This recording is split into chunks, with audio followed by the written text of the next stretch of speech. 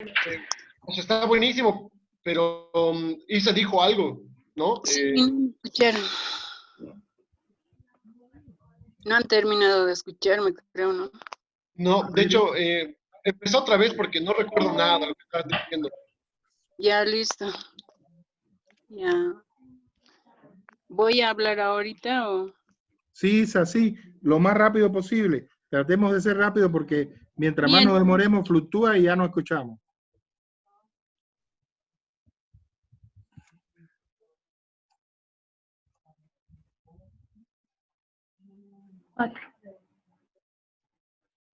No, pues para mí decía que es el tema central para mí, así es la hipocresía religiosa, porque Molière sufría también, eh, digamos, también le surgían ataques ¿Me preguntas? a beneficio de ellos, de la ingenuidad que tiene la sociedad de algunos de ver como dioses creyentes. Sin embargo, dentro de la religión hay una, digamos, de decirnos, de lanzarnos que ellos son creyentes, de que ellos, digamos, de que nosotros somos demonios, aunque cuando no tenemos una religión. Es como que siempre están en su contradicción.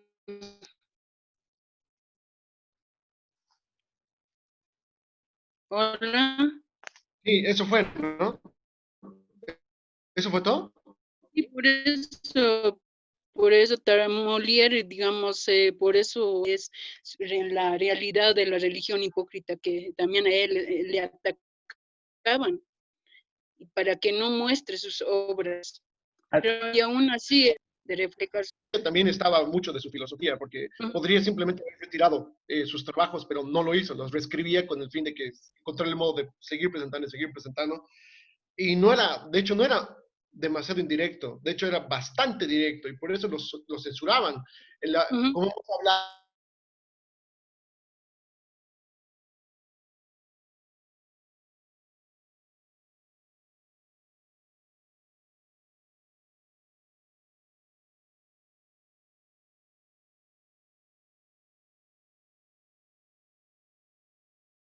directamente vestido como un padre y ya familia que le eso también causaba ofendidamente, pero por esa cuestión no hay no solamente lo censuraban porque estaban todo esto lo ustedes de la guía, en el sentido de que yo me siento justificado por todo lo que yo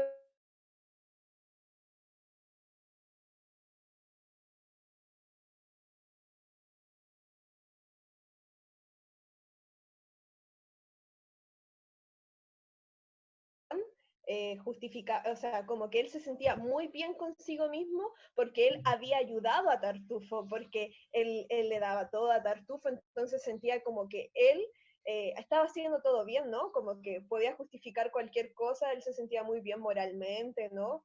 Eso yo creo que es como lo más genial de la obra, como cómo se expresa esa hipocresía en el sentido de que te ayuda a justificar todo lo que tú hagas y tú te sientes muy bien, como que mentirse a uno mismo, ¿no? Eso y, y hubiera sido muy genial saber el verdadero final de la obra, porque creo que el final, yo cuando lo leí, Sí, me es pareció como muy divertido porque era demasiado ex machina en el sentido de que, ay, súper salvarlo todo, ¿no? Pero genial. ese final, Palomita, ¿terminaste de hablar? Sí, dale, dale. ¿Hola? Ay, fuck. Sí, Gastón, terminé. Adelante, compañero.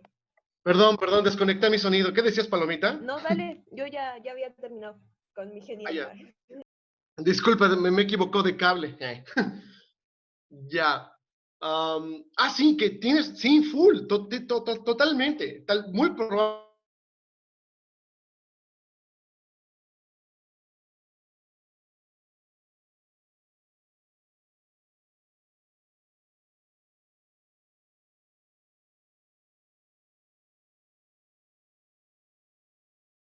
El final, el primer final podría haber sido uno trágico, que hubiera tenido mucho sentido. Que haya sido de esta manera es una forma de decir también, es una forma de decir que el príncipe, es como decir que o rey Sol o quien sea que esté en ese momento a la corona cabeza, tenía el criterio como para aceptar esta obra como cierta y que seguramente no podría ser engañado por ese tipo de cosas. Entonces la obra, por lo tanto, no ha dicho algo ni insultado a la corona como ingenua, porque seguramente, o sea, yo cuento este chiste, pero seguramente la corona ya sabe esto. Entonces, puedo contar este chiste, porque ya saben todos. O por esa es mi percepción, digo. Porque hacer algo que vaya en contra del rey probablemente ya podría haber directamente significado que no vuelva a presentar nunca más una obra. Y también está el hecho de que era protegido del rey Sol. Entonces, también tal vez también estaba de acuerdo con él en algo, no tengo idea, pero definitivamente tenía que tener cuidado con lo que decía sobre su protector, ¿no? Con respecto a Orgón, claro, también la crítica no solamente iba a Tartufo, sino que para que haya un hipócrita tiene que haber gente que le crea, tiene que haber gente que lo justifique. Pero al mismo tiempo también lo ha planteado como alguien ingenuo, porque es un hombre, si tú, o sea, para quien ha leído la obra sabe perfectamente que Orgón va a tener un tipo seguro de sí mismo, bien firme, y que dirigía las cosas con tres palabras, y eso se ve también en cómo su familia es tan obediente con él. Pero cuando se presentaban los asuntos de Dios, se veía lo ingenuo que de verdad era y lo temeroso también, porque si le servía tanto a Tartufo de la forma en la que le servía, es porque tenía miedo también a la ira de Dios, y eso le hacía actuar de estas maneras, y de eso se aprovechaba también Tartufo.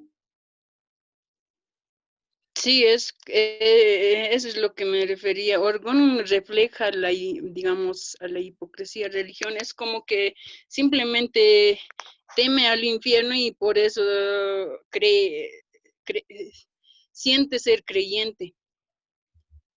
Es como que no sé, en una de las obras de qué ¿de qué era?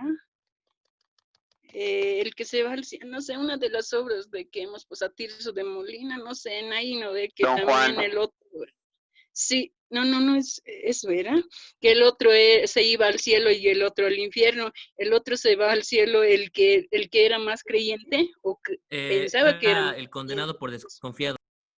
eso. Entonces es similar a eso que representa Orgón, porque él piensa ser creyente, digamos, pero sin embargo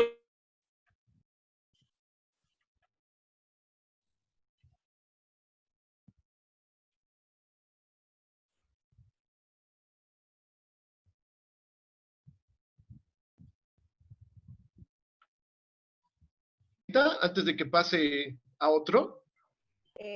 Así, lo que estaba comentando, ¿no? Que igual Tartufo lee a la sociedad, ¿no? Como que observa cómo funciona la sociedad y las creencias, y ve como él no tiene nada, entonces no tiene nada que perder, puede hacerse pasar por un hombre de Dios sabiendo que la sociedad justifica todo bajo el nombre.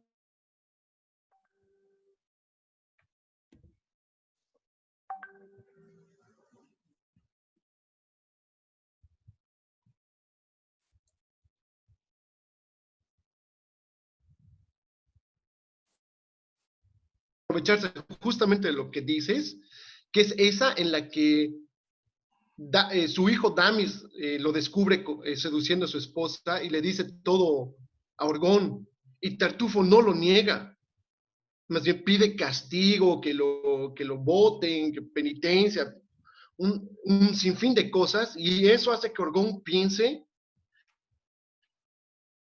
que es tan santo que no permitiría, no permitiría que un padre castigue a su hijo o por una obvia ofensa, o que no se da a él el papel de virtuoso de no, yo soy un sacerdote y nadie puede hablar mal de mí, no pide penitencia. Y al conocer la psicología de Orgón, ¿me entiendes? Es como si lo hubiera estudiado a él. Sabía que él diciendo esas cosas, Orgón iba a favorecerlo a él. Entonces ahí se ve lo astuto que era y cómo conocía la situación. Claro. Muy bien, ¿me escuchan? Y cómo es también el santo. Sí. Sí, profe. Ya, a ver, porque para que ya vayamos concluyendo con Tartufo, hay algunos elementos que son importantes para que nos demos cuenta en qué contexto esta obra se escribe y se desarrolla, ¿no? Esta especie de historia novelesca del proceso de escritura y censura, y escritura y censura. Tenemos que tener claro de que la primera versión que escribió Molière y que se presentó al rey en 3 actos, se escribió en el 63, 1663.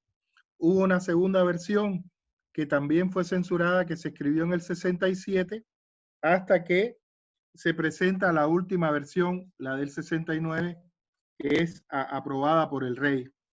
Ahora, hay una cosa importante que tenemos que tener claro en el contexto histórico, social, político, ¿verdad? Ideológico, religioso de la época, y es la estrecha unidad entre el rey, ¿verdad? Como figura divina y cimera, y los representantes de la iglesia, que no solo fueron así durante Luis XIV, sino después y antes, ¿verdad?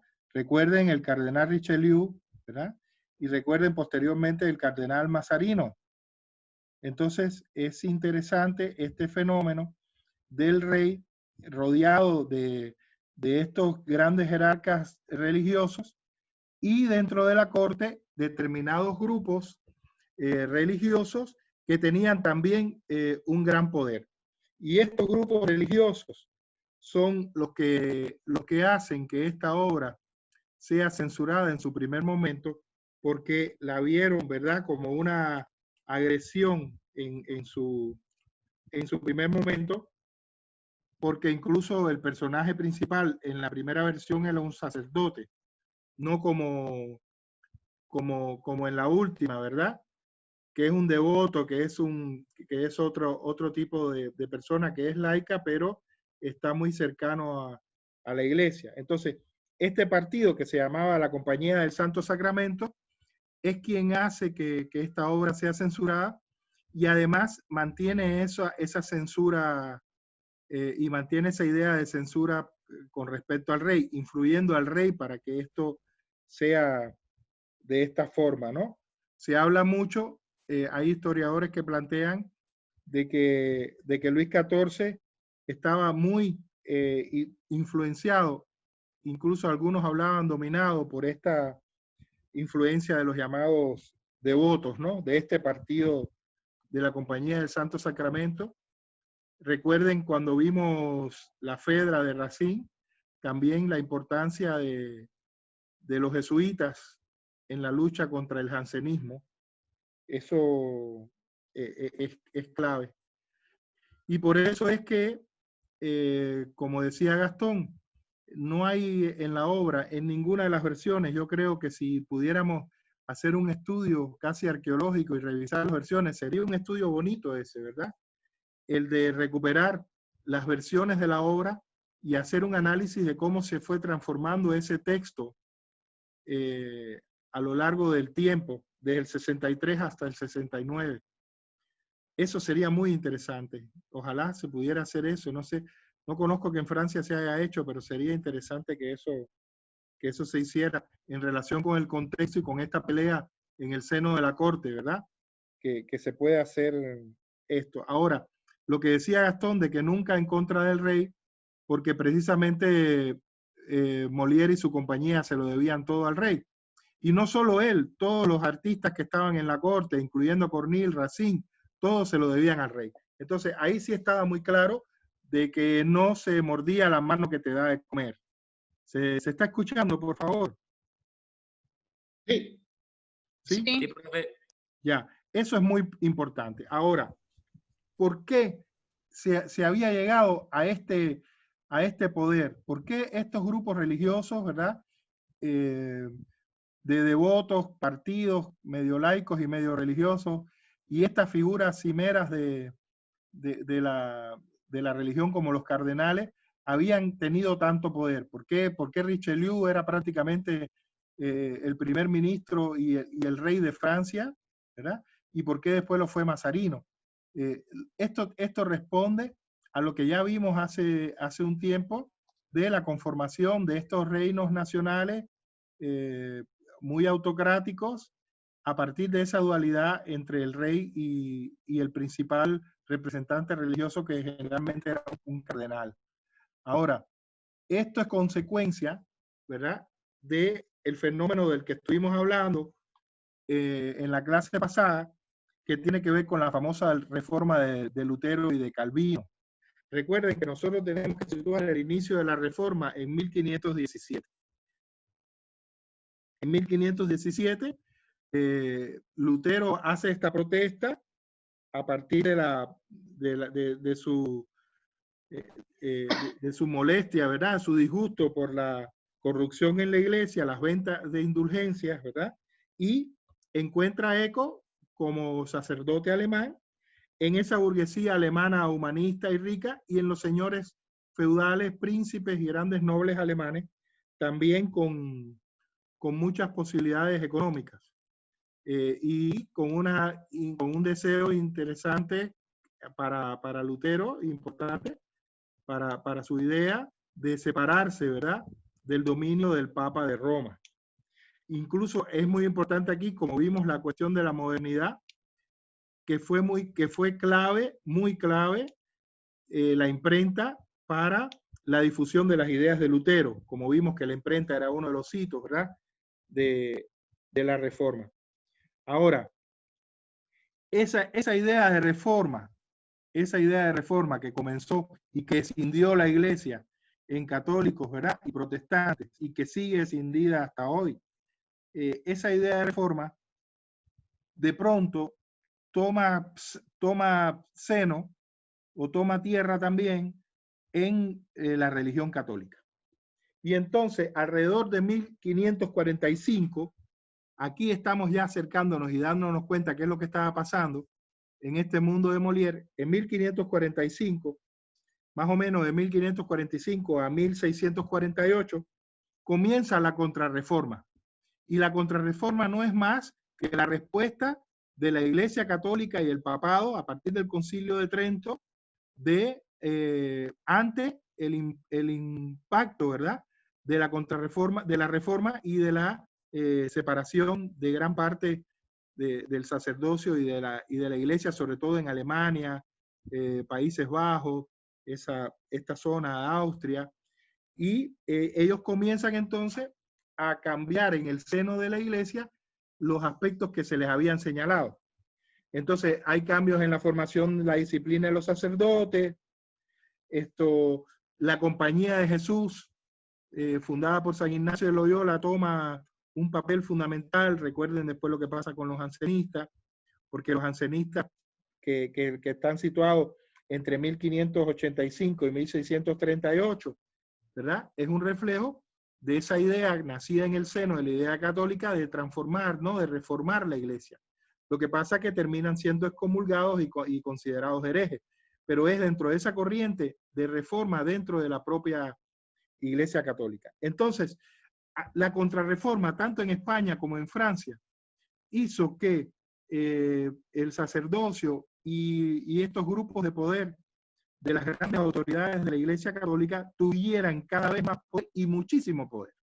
Y ese es el contexto en el cual está luchando Molière con su obra, que trata de desnudar, ¿verdad?, esa hipocresía de los falsos devotos.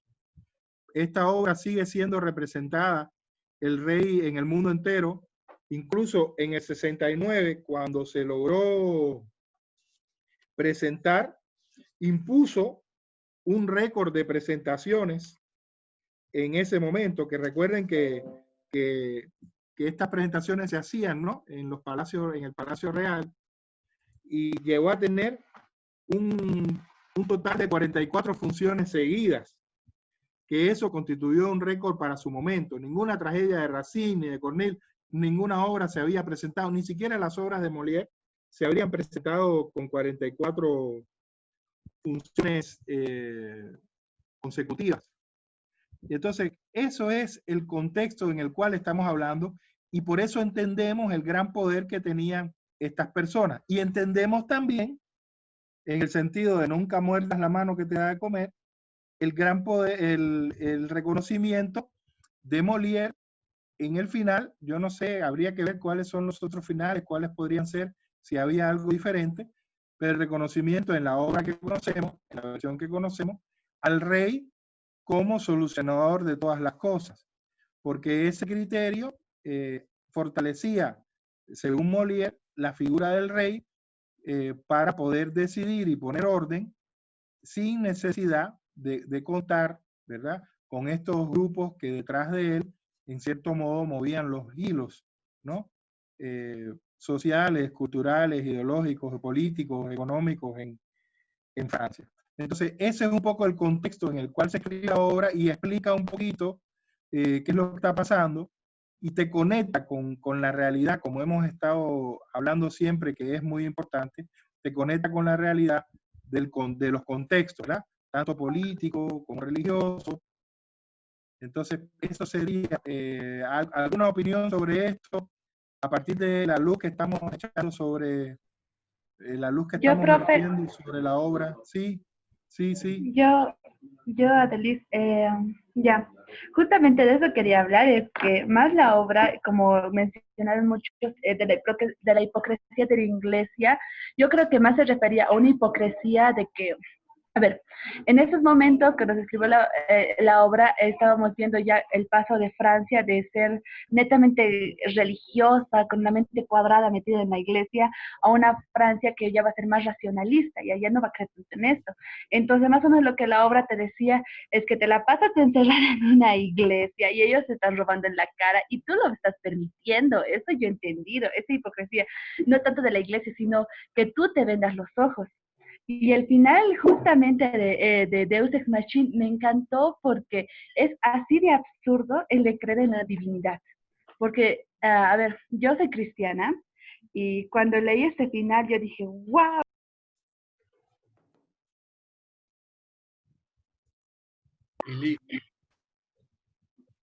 Profe, ¿me escucharon? ¿Hasta qué parte me escucharon? No, cuando dijiste wow, ahí ya dejamos de escuchar.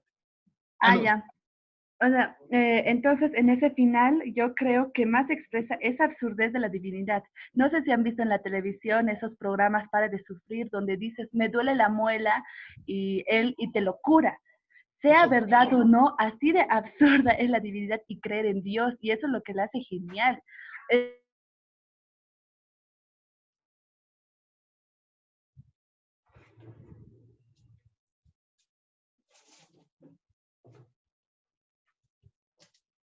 Eso yo lo vi genial.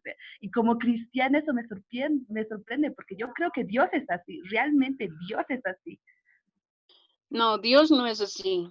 Yo creo que Dios, somos la sociedad que somos así. ¿O no? No, pues, eso tiene razón la Isa. Pensá, Molière tenía un problema con la hipocresía, no con la iglesia.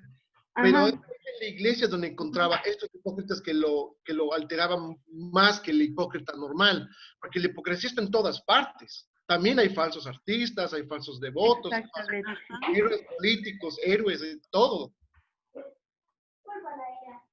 Sí, estoy de Tienes acuerdo. Creo que esa parte me nosotros pasa, somos. pero eso digo, o sea, el demostrar a la iglesia la imagen que estaban dando, la imagen falsa de Dios, porque era falsa. Ellos decían, es un ejemplo, ¿no? Que es en la realidad, que decían que tus pecados van a ser perdonados si es que tú pagas. Es decir, una persona podía violar, pagaba y ya no había problema. Eso es lo que hacía la iglesia antes de que llegara la reforma de Martín Lutero. Y todo eso se ve en esta obra, o sea, perfectamente retratado, toda la mentira de la iglesia se ve en esta obra de la mejor forma. Te vendían terrenito en el cielo. Eso era, eso era que era lo más asegurado que podías tener.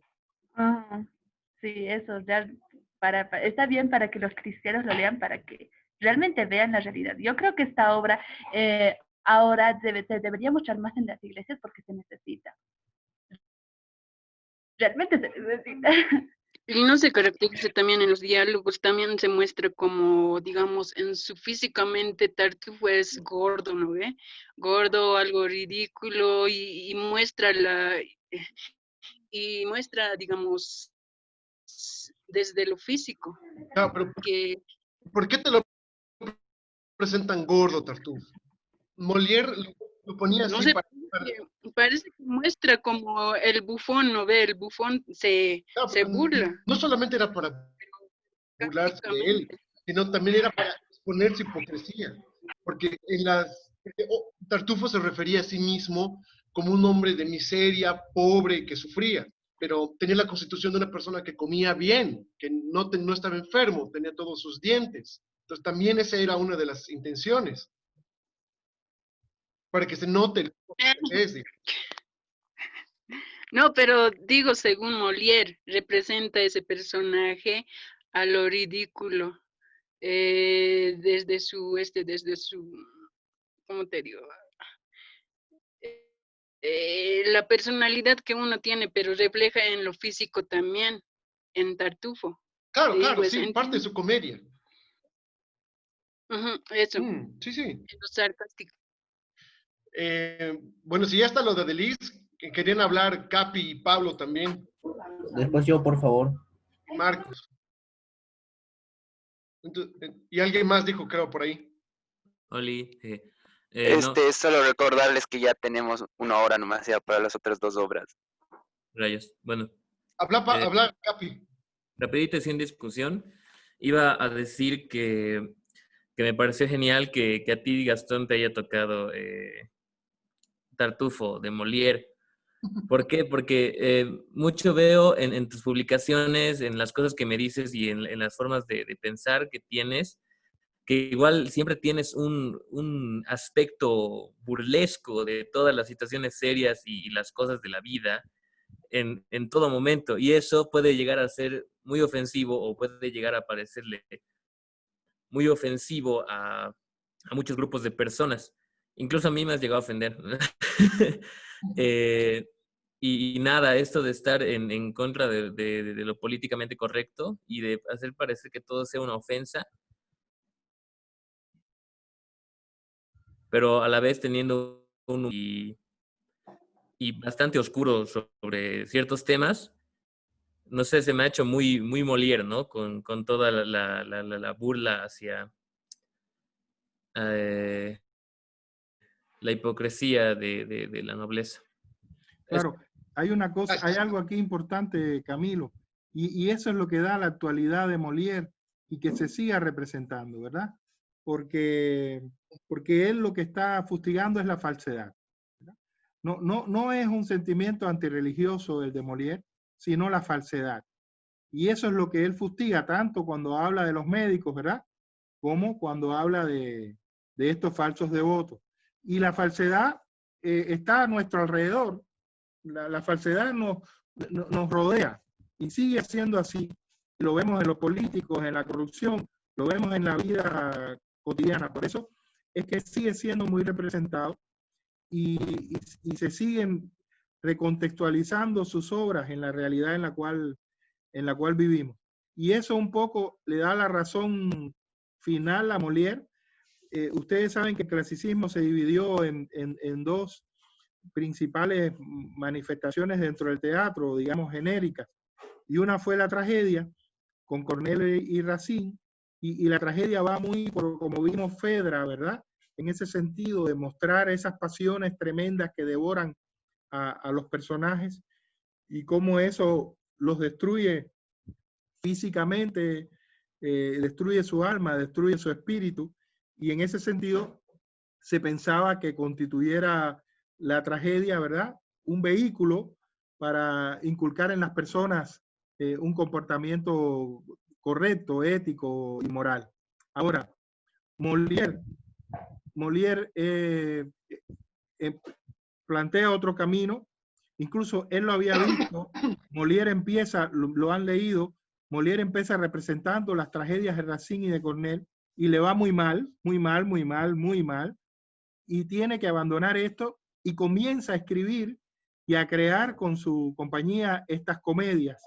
Y estas comedias fueron tremendamente exitosas, pese a que ustedes saben que la cuestión popular era mal vista, ¿verdad? En el clasicismo, pero aunque lo miraban un poquitito por encima del hombro, y él tenía el apoyo del rey, y el tener el apoyo del rey implicaba que nadie podía, ¿verdad?, tener una actitud peyorativa, por lo menos de frente. Entonces, Molière impone esa forma de contar sobre la realidad.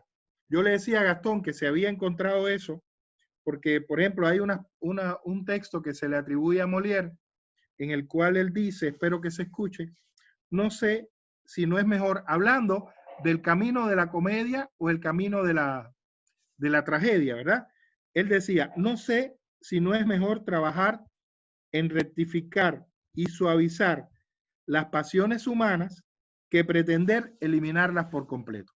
O sea, él habla de que era realmente imposible eliminar por completo estas pasiones y que era mejor trabajar en buscar un término medio, ¿verdad? En rectificar y suavizarla. Y decía, corrige las costumbres riendo. Y eso es precisamente lo que hace esta comedia de Molière. Espero que se haya escuchado. Y no por gusto, Tartufo tuvo 44 representaciones seguidas, ¿verdad? ¿Alguien más? ¿Había otras personas que querían participar?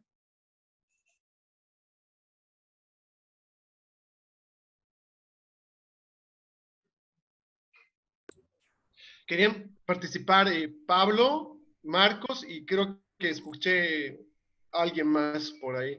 Bien, terminamos con ellos entonces para pasar a Guillermo Tell.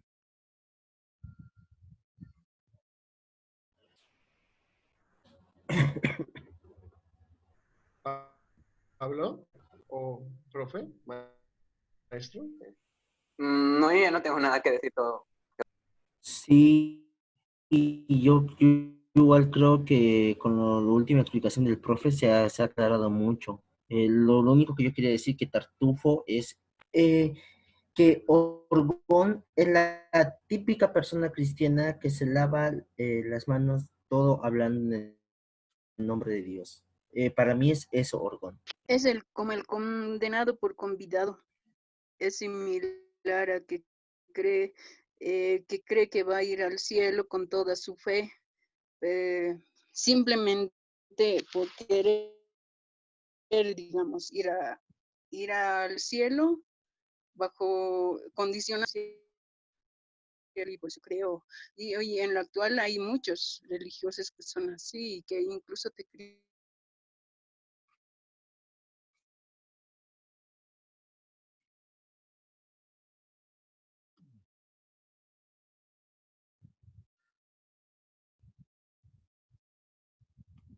O sea, sí, es radical, es violento y muchas cosas, pero genuinamente era de...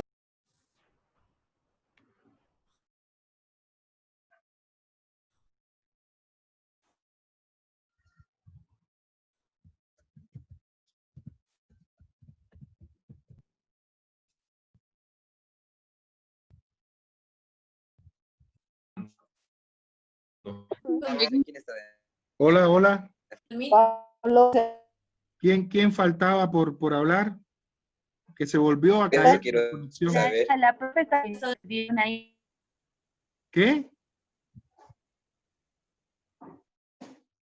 Miércoles, Dios.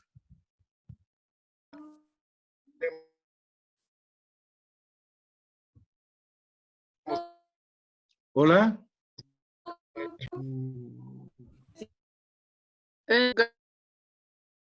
¿Cuál es esta obra? Hola. Me señala que sí ya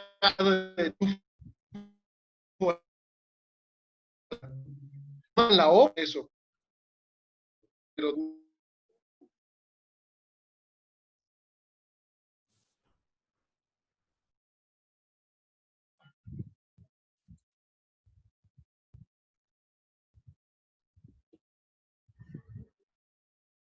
La clase, por favor. ¿te quieres grabar? Hola, hola.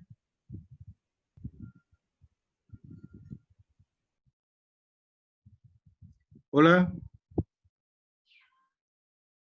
O sea, igual tampoco es que puedan exponer hasta que venga el maestro, digamos, así que Hola, hola. Estoy aquí. Sí, pero ¿qué me ahora sí. Profe, Es que se me ha caído como 3 veces seguido la conexión. Mm. Bueno, a ver, la pregunta, creo que se generó la polémica, está bueno. La pregunta es, ¿cuál es el suceso gestante el suceso gestante de Tartufo? Bueno, yo Ajá.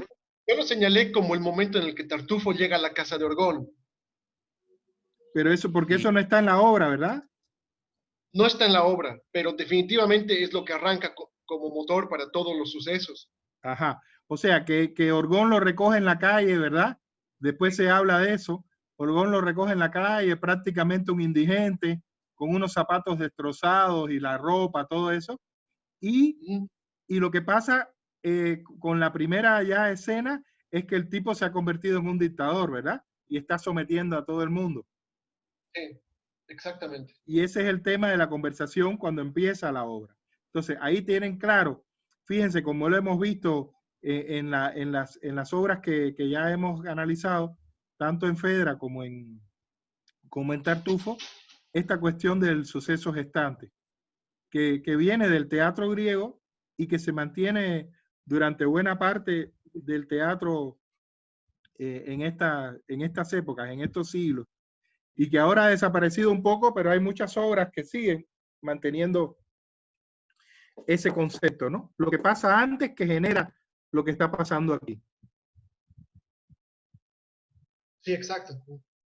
Muy bien, entonces, o sea, yo creo que el tiempo que nos queda, tratemos de ver Guillermo Tell.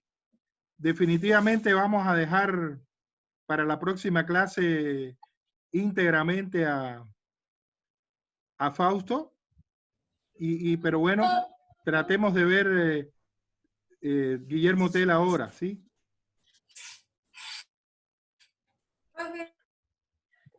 Hola, ¿quién habla? Muy bien, profe. Ya, profe. Sí. Entonces, ¿Se escucha bien? Guillermo Tell, de Federico Schiller, ¿verdad?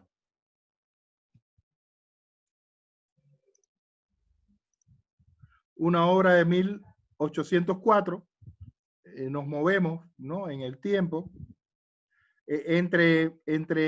Tenemos a La paradoja del comediante entre estas dos obras, aunque La paradoja del comediante no es un texto para ser representado, pero refleja todo el fenómeno del teatro del clasicismo. Y entramos entonces a Guillermo Tell, de Schiller, una obra de 1804. Schiller nació en el 1759, murió en el 805, un año después del estreno de Guillermo Tell. Y entonces, bueno, lo dejamos con Lili Amparo Romero Gutiérrez y Pedro Camilo para que nos hablen y nos hagan la presentación de Guillermo Tell. ¿Listo? Buenísimo. Voy a comenzar a compartir pantalla. ¿Dónde estaba la función de compartir? Aquí está.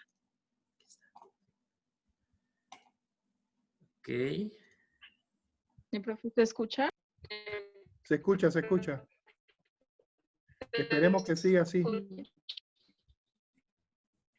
¿Lo vemos?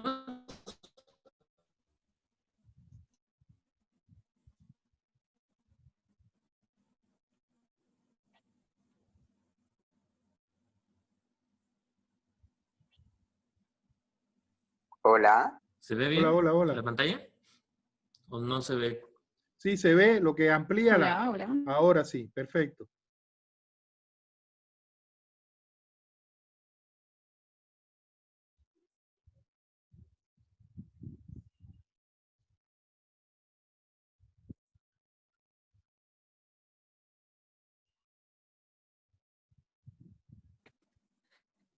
En-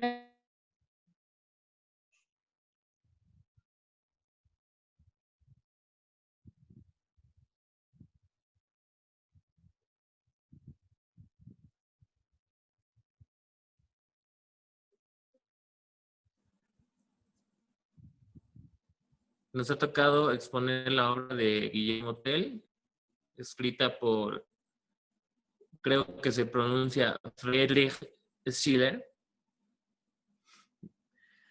Y bueno, Lili. Capi, ¿me escuchas? Hola, qué horror. Se está cortando un Hola. poco. Ay, qué conexión.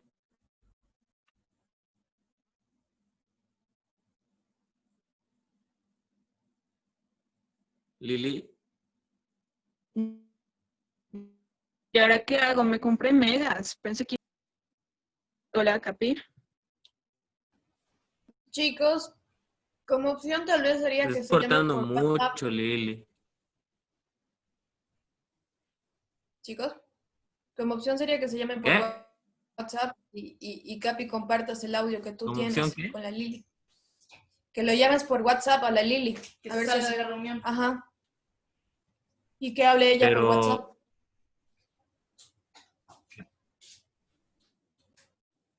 Pero ¿ya han Mientras probado tú ya, eso Profe, está antes? audio. Porque creo que no se puede. Profe, Capi, está sin mientras audio. tú puedes estar llamando a la Lili, yo le puedo estar enviando fotos ¿Saben a por la qué no Lili se de lo puede? que le tengo que exponer.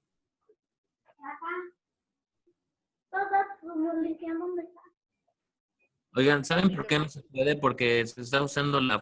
se está usando... O sea, ya he intentado alguna vez, creo. Habana, ¿verdad?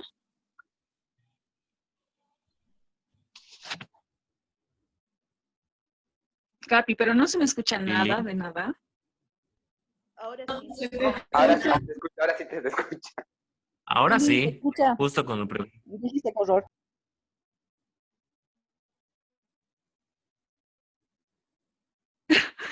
Esposa. No sé qué hacer. Tu lugar, Expone, expone ahorita. Se te escucha bien. Dale.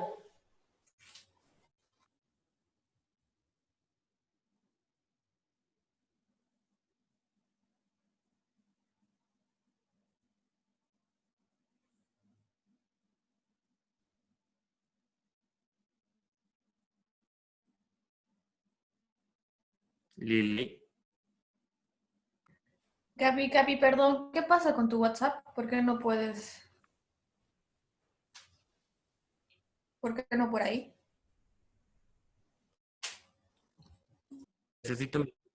Necesito mi teléfono para hablar con ustedes. Entonces, que Lili puede Tal vez- llamarme a mí y yo pongo el audio, Que a mí me llame de y yo le otro, busco. porque llama a Catela, exacto. Y ella... Ya. Ujú. Sí, eso, a otra persona. Que Yo pueda. le estoy llamando ahorita. Lili, escucha. Ya, Lili, a ver, habla. Gracias, chicos. Me rechazó la llamada, que otro le llame. Me dolió el alma. Chicos, estoy tratando de conectarme con Lili un ratito. A ver, espera. Ya. ¿Aló? Espera, voy a ponerlo. A ver un ratito. A ver, sigue hablando, porfa.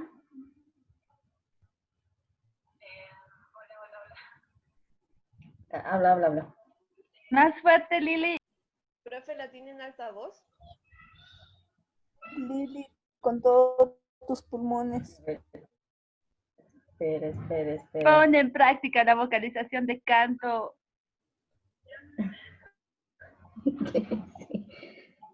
El día Pon orgullosa la profe de canto. Nada, de tono de llamada, te estoy con todo el volumen posible, a ver.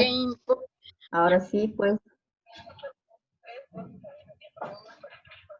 Sí, no funciona, no se escucha. ¿No escuchan, no, chicos? Mejor sería que se salga de la clase, Lili. O sea que, no sé, para que no interfiera mucho con su internet. Que se A ver, desconecte. trata de salirte y te coloco, a ver. A ver. Te vuelvo a llamar. ¿Qué? Dice que te salgas del Zoom para ver, yo te coloco aquí a ver con ¿qué se llama? A ver, vamos a hacer el intento, chicos. Yo creo que es la iglesia, porque hemos hablado del tartufo y entonces, ¿no? Se acabó. Totalmente de acuerdo. ¿Qué? La iglesia está conspirando contra nosotros, es su poder sobre la señal del Wi-Fi. No es la iglesia. La iglesia nunca. Aquí no hay ninguno Ahora sí, que... a ver. Es porque no quiere teatro. Ahora sí. Ya, ahora sí se escucha mucho mejor. Habla, Lili. Ya voy a empezar entonces. Belleza. Yay. Hola. Sí, Lili. Lele.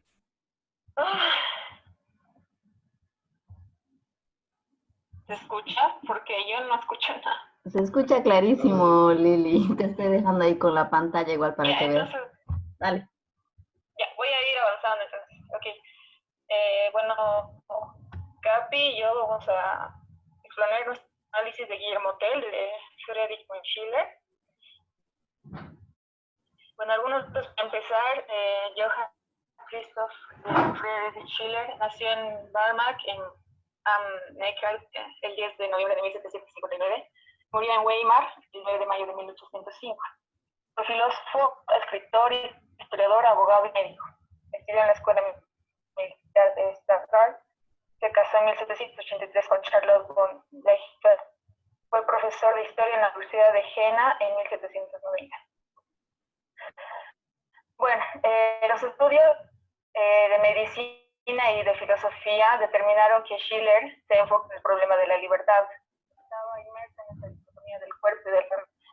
Su pensamiento estaba dividido en la materia y el espíritu, y escribió muchos libros al respecto médico-filosófico para el entendimiento de la relación del cuerpo espiritual con el cuerpo físico.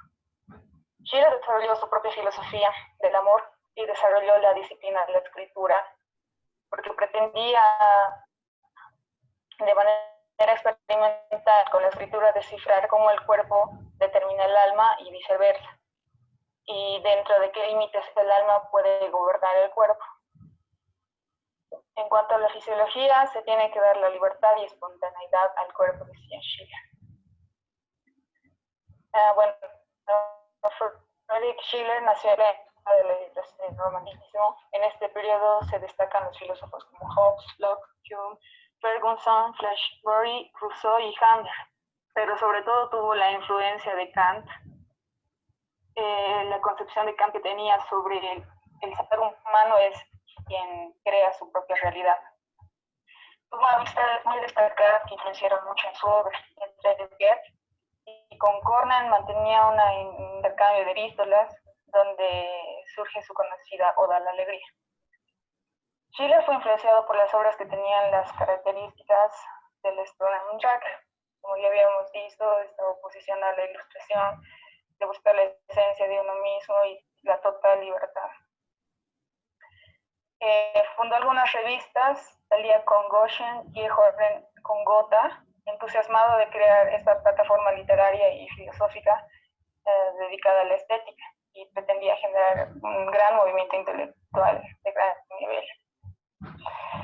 Schiller se sirve de la historia para crear sus obras y darles un carácter realista, y dentro de este marco decora sus personajes. Amaba el juego de la máscara, la desocultación, lo mismo imprevisible que es la libertad, y transforma a sus personajes, características de su personalidad, como por ejemplo Fiesco, que es uno de sus personajes. El autor que yo revisaba decía que él plasmó lo indeciso que Schiller también era, y experimentar una libertad. El autor afirmaba que la fuerza es la decisión, y solo en la decisión se permite conocerse uno mismo. Mostraba la presentación en sus obras, todo el proceso, las escribía y las publicaba. Y con esto creo también un nuevo género en Alemania. En cuanto a la estética y filosofía de su obra, Schiller sostenía que la evolución ha liberado a un hombre que realmente no es libre, por este hecho está incapacitado para la libertad. Los hombres hacen historia, pero también es cierto que no pueden dominar. Sí, estimulado por Kant, Schiller introdujo un filosófico en la historia para explorar lo humanamente posible. Y era que se cuestionaba muchas cosas, como por ejemplo, ¿por qué crear un código para el mundo estético cuando las circunstancias del tiempo nos exigen instintivamente ocuparnos de la más perfecta de las obras de arte, la construcción de una verdadera libertad política? También se preguntaban cómo se va a erigir una libertad externa si todavía se es esclavo interiormente. También decía, ¿qué significa ser interiormente libre? ¿No es la lucha política por la libertad externa el único camino para la libertad del hombre interior? ¿Y por qué precisamente el arte y el contacto con él han de producir este cambio de la rueda en movimiento, esta revolución de la manera de pensar?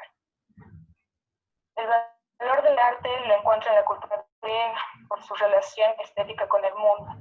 Schiller decía, el poema trata de la gigantomanquía entre la conciencia mítica y la moderna, y lamentaba que no haya mitos en su época y que pretendía retomar esa cultura. En 1790 se casa y se enferma. Es cuando decide realizar su estudio de Kant, y en sus escritos afirma: la naturaleza se halla bajo la ley del entendimiento. Determina desde ti mismo. El hombre es libre y por el contrario no hay ninguna libertad, puesto que todo obedece a leyes naturales.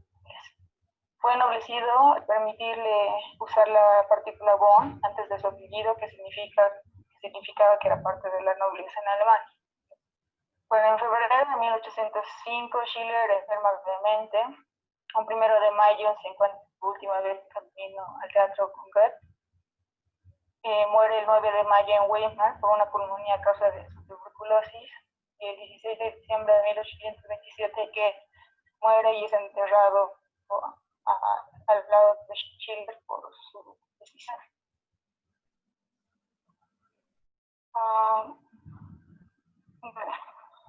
Sobre Guillermo Tell, escribí algunos datos que estaban aconteciendo en ese periodo, cuando se estaba ya terminando de escribir esta obra.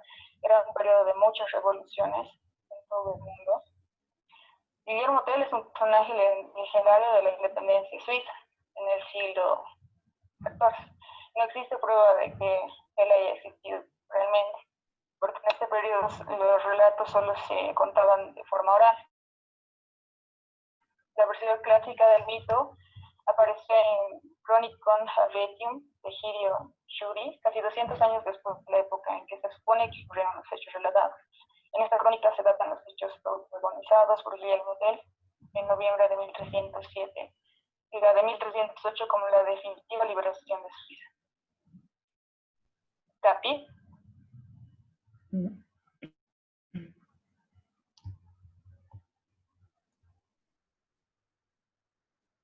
Ok, perdón, antes de seguir quiero disculparme con todos porque aquí en mi computadora estoy cambiando las diapositivas, pero tardan como un minuto.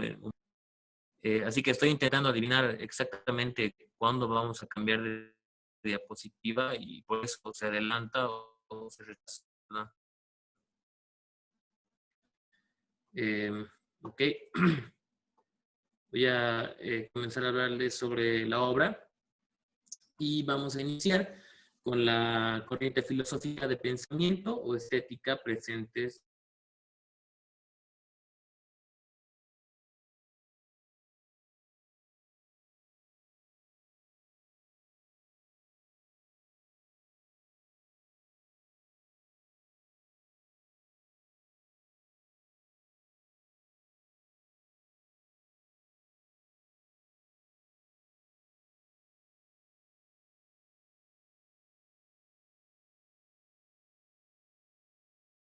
y cómo lo digo.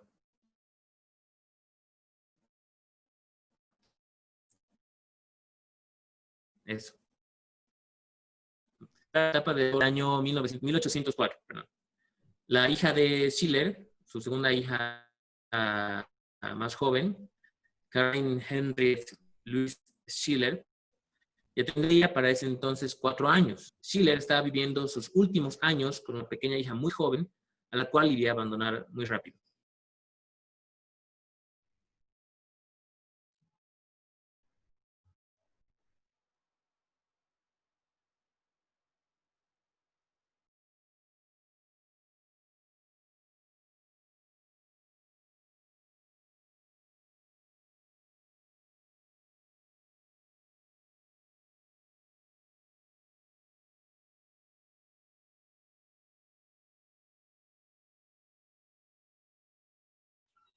¿Qué pasó?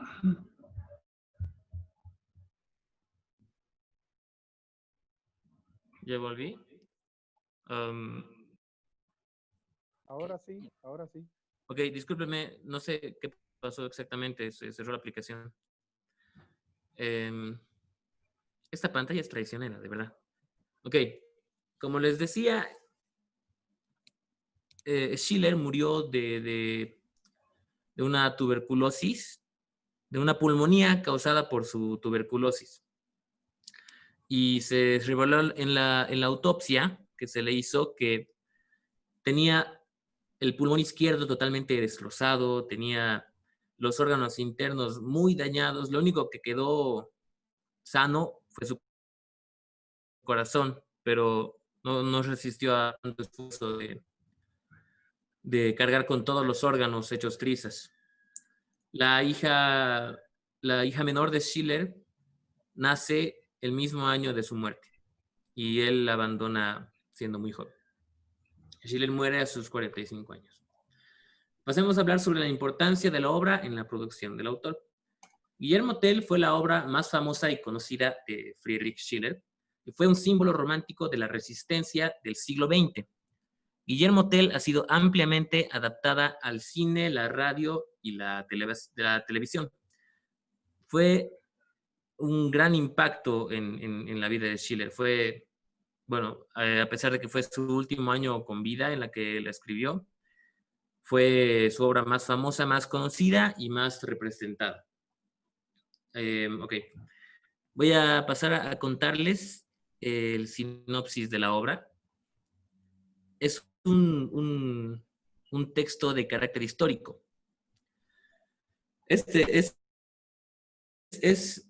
En general, lo que nos cuenta Guillermo Tell es la historia, es el comienzo de la historia oficial de Suiza como un país, con el Pacto Federal de los Pueblos de Uri, Schwyz y Unterwald, para combatir a los Habsburgo, que son el imperio que está rigiendo en este entonces a los 3 cantones que están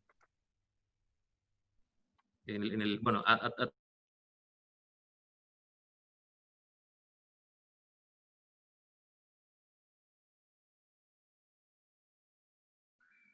todo comienza con un Conrado Baumgarten, siendo perseguido por haber defendido el honor de su esposa, matando a su agresor. Este hombre es salvado por Guillermo Tell, que pasaba casualmente por ahí. Toma la barca del pescador que estaba acobardado por la tormenta y se lo lleva a la costa opuesta del lago de los Cuatro Cantones.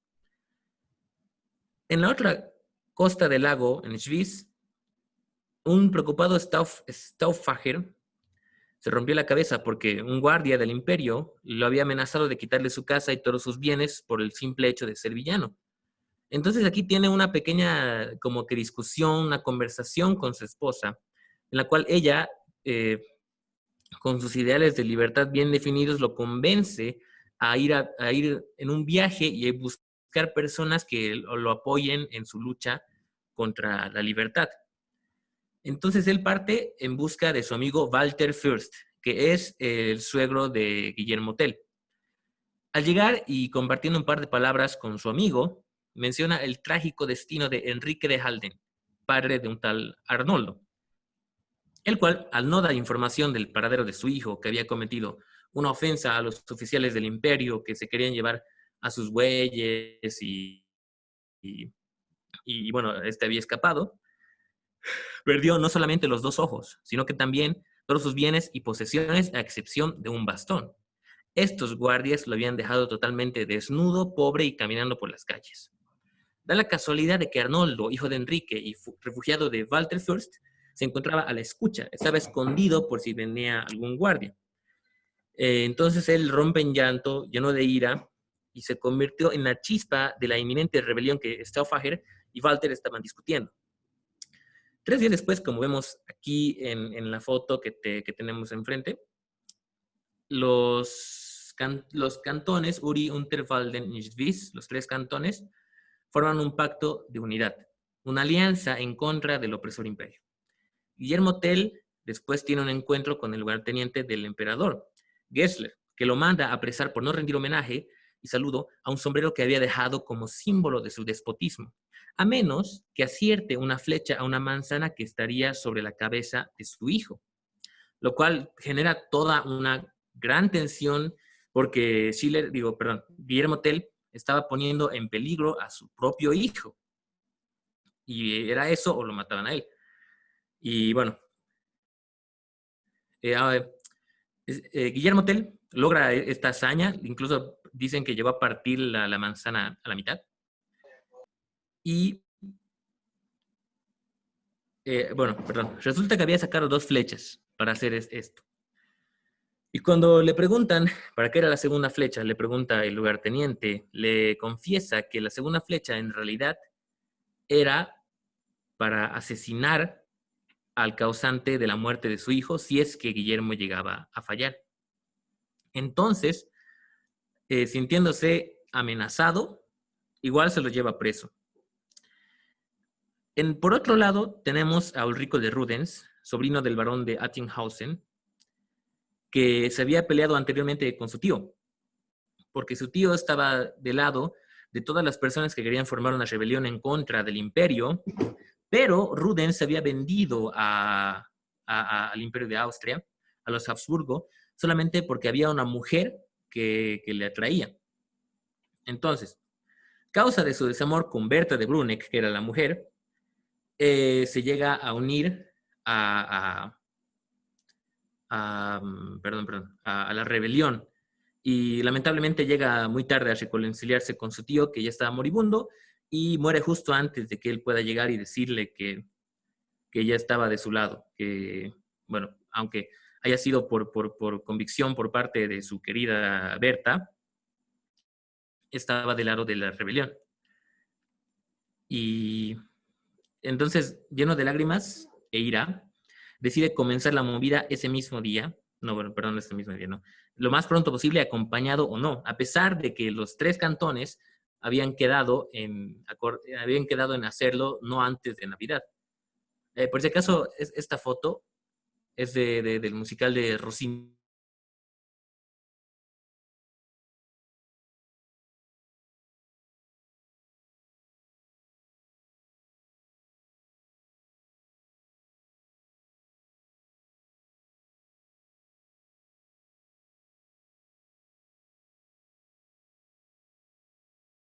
que los estaba azotando, pero bueno, sale él y vuelve a empujar la barca hacia el mar. Entonces se dispone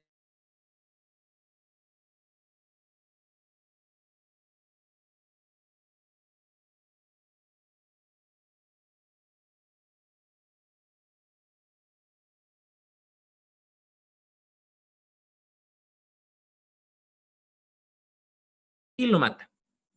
Al día siguiente los edificios imperiales son tomados y la libertad de los pueblos de los cantones por fin llega a su gran cometido. Ahora voy a pasar a hablarles de la estructura argumentada de la obra. Nosotros hemos tomado el suceso gestante como el momento en el que le quitan los dos ojos a Enrique de Halden, padre de Arnoldo. ¿Y por qué esto? Bueno, al enterarse Arnoldo de la injusticia que se había cometido contra su propio padre, que ya estaba viejo y era muy débil para defenderse por sí solo, tiene un arranque de ira. Y esta chispa es la que resuelve las dudas de Stauffacher y de Walter sobre qué iban a hacer en contra, si iban a iniciar la rebelión o no. Y basándome en las tríadas de la antigua Grecia, cuando había un conflicto entre dos de ellos, el tercero siempre tenía la decisión final. O sea que este Arnoldo ha servido como la chispa de la rebelión, ¿cómo lo digo? Que se prendió por culpa del maltrato a su padre. Esto, el suceso gestante no lo vemos en la obra. Eso pasa antes. Y suceso inicial, tenemos a un Conrado Baumgarten que interrumpe la pacífica charla de Bernie, el cazador, Roddy, el pescador, y Quoni, el pastor, corriendo perseguido después de matar a Wolfenscheissen, un personaje de alto nivel en el imperio, después de que éste intentara ofender a su mujer.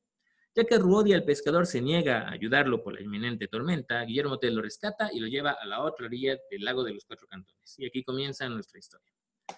Lo siguiente que hicimos fue la cadena de sucesos, los cuales los pusimos por orden cronológico de lo que va pasando durante la obra, solo que hemos dividido cuáles son los principales climáticos, los puntos de giro y los sucesos retardatorios con color. Bueno, como sus principales, Gertrudis convence a su esposo de hacer algo al respecto de la injusticia del imperio. El sombrero del gobernador es colocado en Uri para que cualquier persona que pase le muestre respeto y se hinque, y esto como símbolo de su despotismo, como ya mencioné. Tenemos también como otro punto la llegada de Stauffacher a la casa de su amigo Walter Fürst. Ahora, como suceso climático, tenemos la revelación de la suerte del padre de Enrique, el padre de Arnoldo, el cual se enfurece y decide luchar contra el imperio solo o acompañado. En azul tenemos el punto de giro, porque la decisión es la que hace que se logre. Eso es su principal. Arnoldo parte a Unterwald a reclutar gente para el rebelión. Tenemos un suceso retardatorio aquí, que es la discusión entre Ulrico de Rudens y su tío, el barón de Attinghausen, lo cual hasta ahora hemos estado viendo solamente sucesos y personajes que están en contra de la opresión del imperio. Y bueno, aquí tenemos a un personaje que está, ¿cómo decirlo?, a favor por ciertos motivos. Lo siguiente que tenemos es un suceso climático, que es la reunión de los 3 cantones en Rutli. Y el punto de giro es que pactan por la justicia. Aquí tenemos un cambio total de la situación que teníamos antes, que era ¿cómo lo digo? Perdón, se me olvidó la palabra.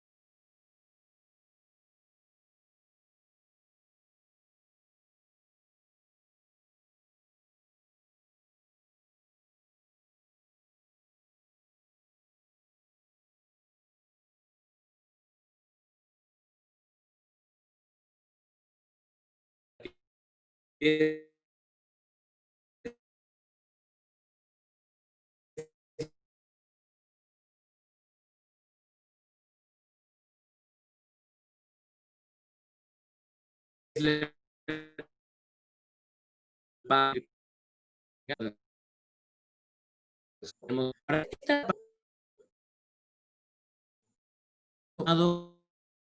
mexicana